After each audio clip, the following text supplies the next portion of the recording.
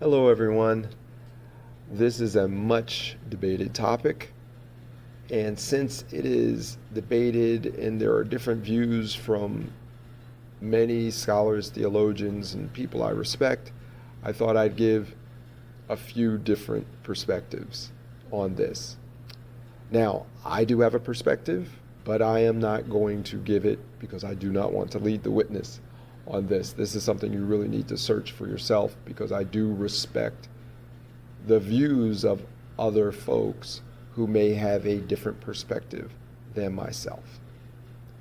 So, may the Lord guide us all. May the Holy Spirit guide us into truth and what we should be doing for His glory and His glory alone. Love you guys. Please enjoy. Asking the questions, should Christians celebrate Halloween? I've got an easy categorical answer to that. I think the answer is no. I've done many radio programs on this, just about once a year. On the briefing, I address this. I do not mean by that your children can't dress up as cowboys and Indians and firemen and policemen and princesses and go ask people for candy. That's a different thing. But we cannot celebrate Halloween, which is, after all, a celebration of paganism and is deeply, deeply, and I mean centuries long, rooted in occult practice.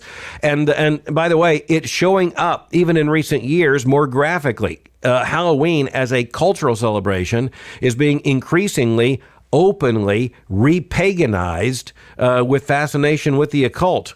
So, just take a hint. Those who created Halloween, and which is, by the way, now one of the bigger consumer holidays in the American economy, it has become largely, for many people, it's really kind of a two-story thing. For many people, and this was the way it was when I was a boy growing up. I mean, we dressed up, never anything scary, never anything occult. We just went around and went to the neighbors and asked for candy. They gave us candy. So far as I was concerned, as I was a kid, that was a great thing. I think it's wise for a lot of Christian parents to rethink even that, just given some of the stuff that goes on. But again, in a neighborhood where you know people and there's no paganism and no one acts like there is, it's kind of a fall festival, it can be pretty innocuous. But when it comes to what was asked here about celebrating Halloween, that's where I can be categorical. No, we can't celebrate Halloween. But I have to go back to the witchcraft just for a moment, and I have to ask you, what does witchcraft have to do with Halloween?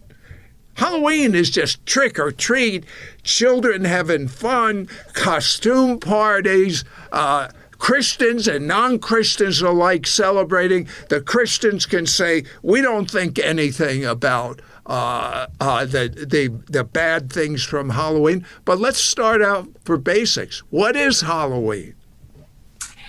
Well, Halloween is a celebration of the dead, and it started out with Celtic Druids years and years and years and years ago.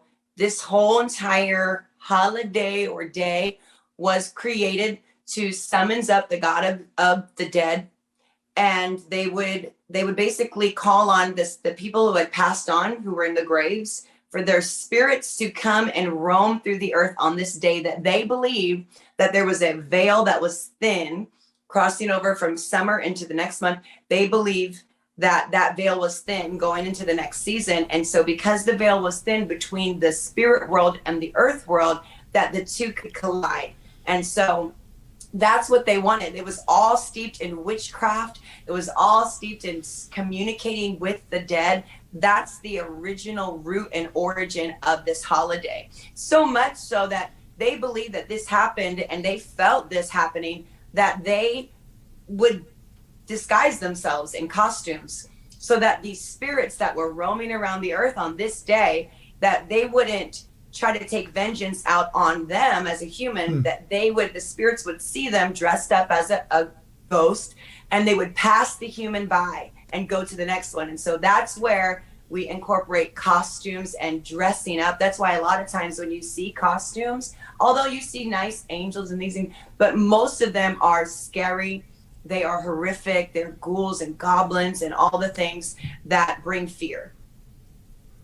And by the way, if there's one spirit that we've seen rear its ugly head because of COVID, it's the spirit of fear. We don't need anything in addition Come on. to bring fear on people. Right. But do you think, or no, I'm just curious, do witches use Halloween as a point of contact to either recruit people or harm people? Yes, absolutely. Now, I will tell you this. For me in my life, when I was practicing witchcraft, I wasn't around witches and warlocks who were doing what I would call like evil things. At least in my view, it wasn't too bad, like sacrifices, killing animals, even kidnapping children, all of these things. I wasn't around that group, but I did know, which most people know, that that thing does happen.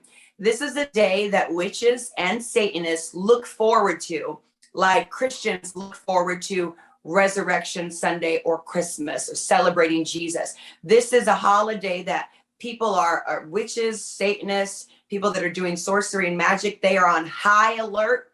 They will rest all that whole week so that that night they can be up throughout the night practicing spells, the craft, even roaming around. You notice that if you look at statistics, that night there's more kidnappings, there's more people going missing, there's more crime, there's more murders that happen.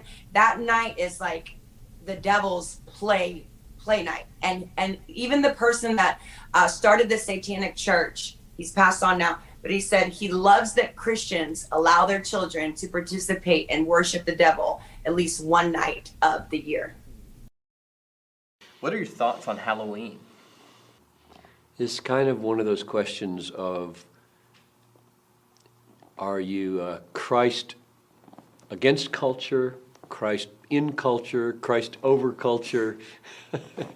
And I would guess that at our church there would be people from one end of perspective to the other. That is, we don't want anything to do with that demonic holiday, and why would you even be involved with that at all? To the others who have their children dress up like a butterfly and go knocking on doors and say trick or treat. And then in the middle, you'd have people who do counter events, have a thing at the church where you dress up like biblical characters and have a great time.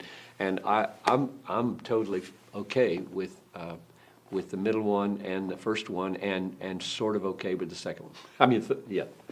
I grew up trick or treating.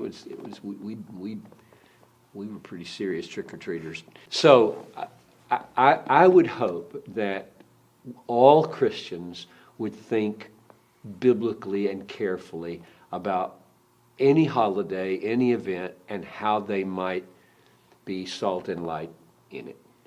And if they feel like this can be valuable for the kids in some way, to teach them, if it can be an innocent way of enjoying God's grace and teaching lessons, so be it. I'm willing to run the risk of attachment to worldliness in order to be biblically faithful in witness. Same thing with Christmas, same thing with birthdays, same thing with Easter, same thing with worshiping on Sunday. All these things have pagan connections, and so I want to be loose and broad and give freedom to the believers to find their way to be most effective. So I respect those who are renouncing it as too connected with evil, and I respect those who say, no, let's redeem it and penetrate it and use it.